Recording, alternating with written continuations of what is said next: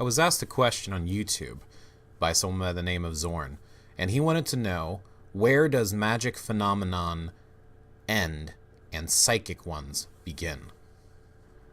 That's an excellent question, and the answer is actually going to vary depending on who you speak with. So since I was asked, here is my opinion on the matter. When I consider psychic skills or magic, I kind of relate them to being the same thing. It's a way of working with energy. Now, of course, what magic is capable of and what it's actually able to do will vary, again, depending on who you speak with. Evidence suggests that magic is very limited to simply putting forth your intent, your will, focusing your thoughts, and having things manifest in a way that you are trying to intend them to do, whether this be for healing or protection, whatever the case may be. In most cases, magic and mysticism is something that is only as real as the person who is perceiving it. So it might be a sensation that you feel, but there are arguments that these are things that you are fooling yourself to feel. So it depends on who you speak with. The same thing applies to psychic skills. Psychic skills, again, are different types of energy and vibrations that you are feeling, sensing, or listening to. And some people believe that, again, that you are fooling yourself. So each of the individuals that actually practice these and believe in them, it's very real to them. But at the same time, like I said, this applies as well to the magic experience. So what really separates them?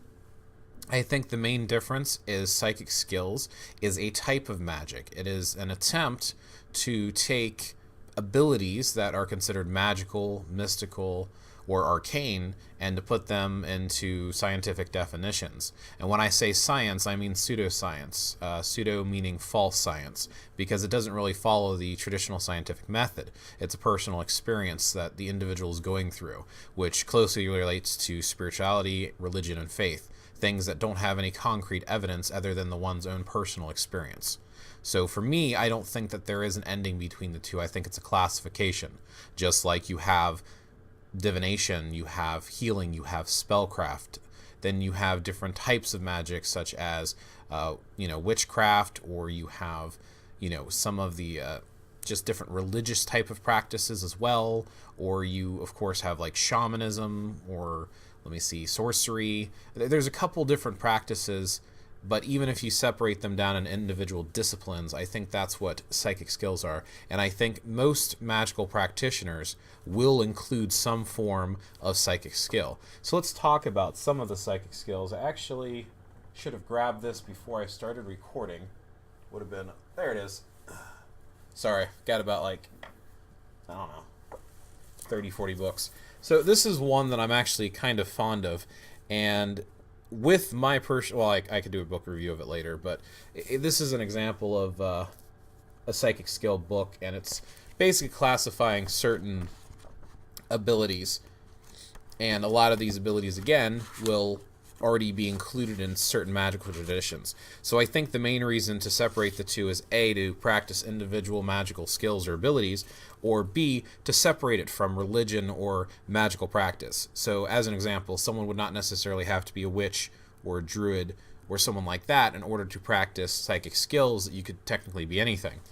Now, in this, they have, of course, techniques for developing your abilities, and then they have like trance and hypnosis, dreaming, and OB, or out-of-body experience, giving awareness to your body. Again, a lot of these sensory abilities are essential for magical practice. Telepathic, receiving and sending. This is, where essentially you're talking about tele-distance, and you're basically sending a thought or receiving a thought or an image. Then there, of course, there's sensing, which is feeling. Again, this is a skill, especially sensing is something we all have. It's an awareness. Someone walks into the room, and you don't necessarily need to look to feel there's someone there or someone standing behind you. We've all had experiences like this. And psychic skills seems to take some of these abilities and just classify them into categories.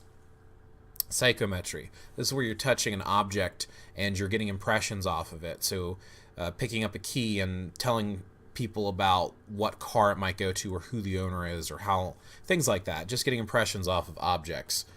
Pendulum work, there's table tipping, dowsing, telepathic sending, healing, psychokinesis. Psychokinesis is a very interesting one, and I am going to be making a video on that eventually. That is the movement of objects with the mind. Psycho being mental, kinesis movement.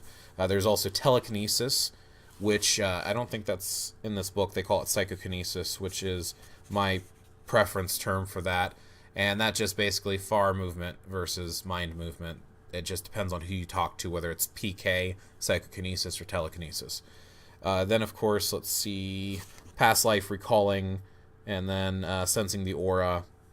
Yeah, so those are just, as an example, some of the different skills. And a lot of them are listed on the front, too. Precognition, clairvoyance, automatic writing.